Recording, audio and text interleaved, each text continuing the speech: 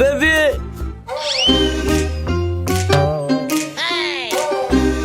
এই কি तू पे मी आहा मैं पे मी आहा तू राजी आहा मेरा जी आहा चुमा चुमा दे चुमा চুপ কর ননসেন্স। মেয়েদেরকে ডিস্টার্ব করতে লজ্জা লাগে না? ना मेरी जान लगे ना। কি জান নাকি? এই তুই নিজেকে কি ভেবেছিস? নিজের চেহারাটা কখনো আয়নায় দেখেছিস? হ্যাঁ দেখেছি, পুরো শাহরুখ খানের মতো। এ শাহরুখ খানের বাচ্চা, তোর বাড়িতে মা বোন নেই? কি আর বলবো, আমার বোন হওয়ার আগে মা একটা পাশের বাড়ির লোককে নিয়ে বিহারে পালিয়ে গেছে। মা নেই, বাবা তো আছে। বাবা, বাবাও হিসাব বরাবর করার জন্য যে লোকটা আমার মাকে নিয়ে পালিয়ে গেছে, ওই লোকটার বউকে নিয়ে বোম্বে পালিয়ে গেছে। ঠিক আছে না?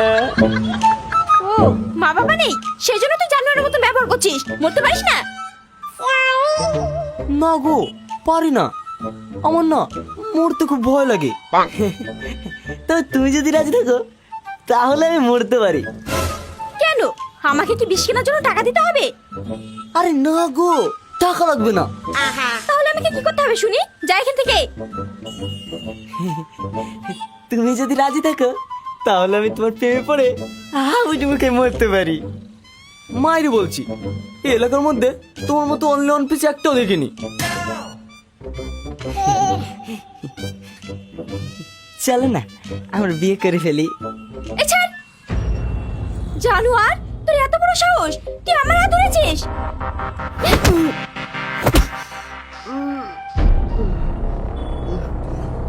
আরে ম্যাডাম, কি হয়েছে? দেখেন না, সে তখন থেকে আমাকে ডিস্টার্ব করছে আর গাড়িতে হাত দিচ্ছে। সালা, রাস্তাঘাটে মেয়েদের ডিস্টার্ব করা। এই মার।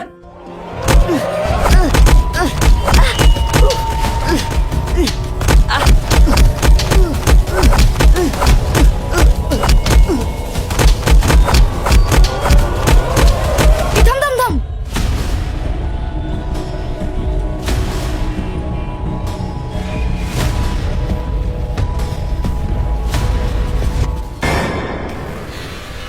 আরে শালা, ইয়ে তো মরে গেছে রে।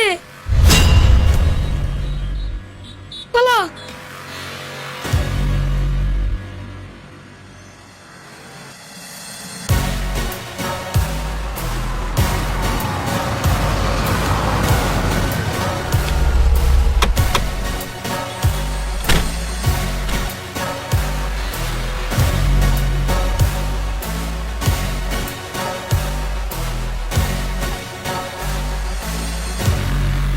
স্যার, এ তো মারা গেছে।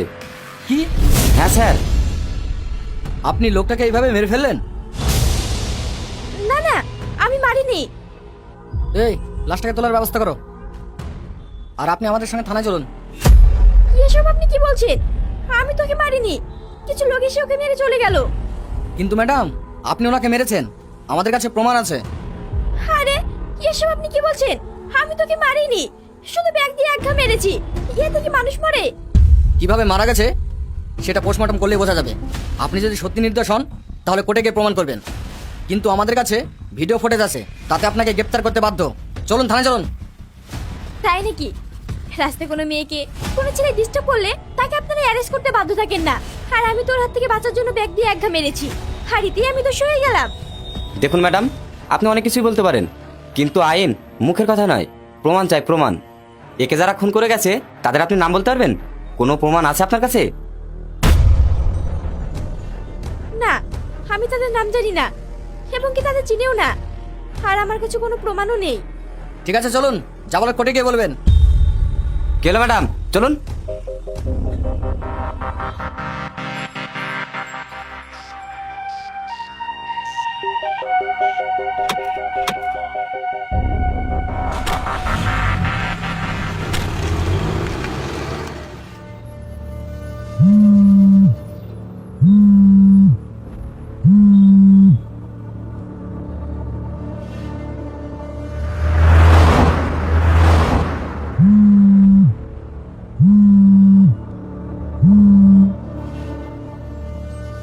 বারবার আপনার ফোনে কে ফোন করছে?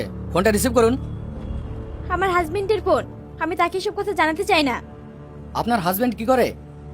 বিদেশে বিজনেস করে। ও আই সি।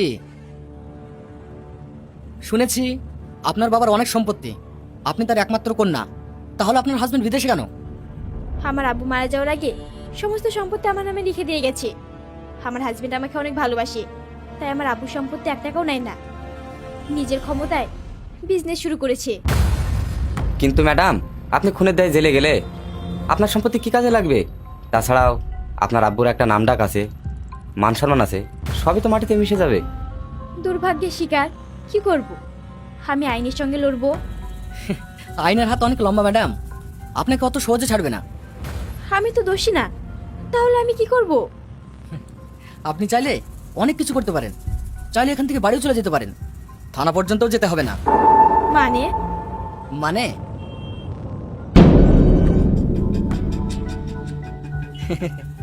মানে আমাকে যে আপনার ভিডিও ফুটেজ পাঠিয়েছে, আমি তাকে ম্যানেজ করে নেব, আর লাশটাকেও গায়েব করে দেব। শুধু আপনাকে কিছু টাকা খরচ করতে হবে। কি টাকা? না, আমি কোনো টাকা পয়সা দিতে পারবো না। তাহলে আর আমার কিছু বলার নেই। আপনিই ভাবুন, মান সম্মান আগে না টাকা আগে?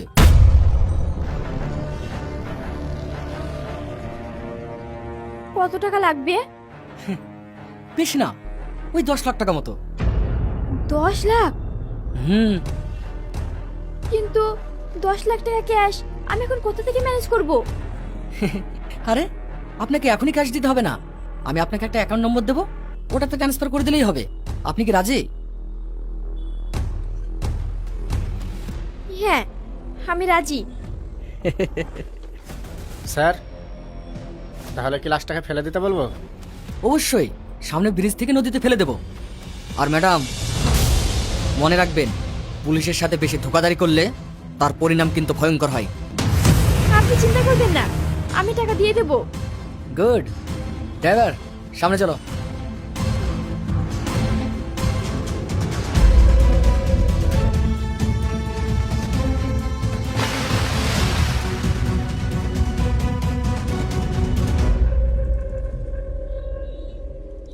ম্যাডাম, আপনি এখন যেতে পারেন, কিন্তু মনে রাখবেন, কোনো রকম চালাকি আমি পছন্দ করি না। ঠিক আছে। ওই চলো।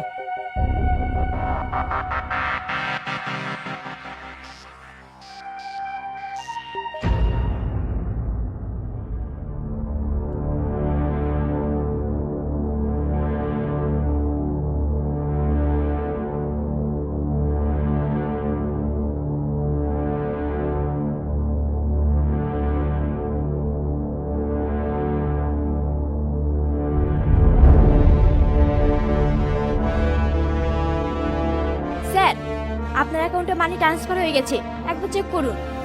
ওকে, থ্যাংক ইউ।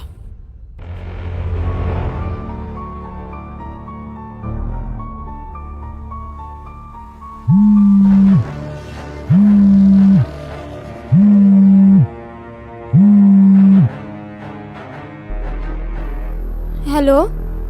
तू पे मी आहा मैं पे मी आहा